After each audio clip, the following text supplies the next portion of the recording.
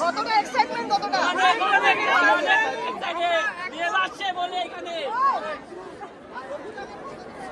कब से आए आप यहाँ पे? बहुत देर से देखो देख তুমি কখন থেকে আসছো? আমি আলিপুরদুয়ার থেকে আসছি अरे क्या रुको दिखा रही हो किधर गई? टाइम हो गया क्या?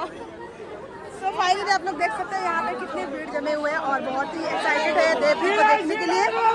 और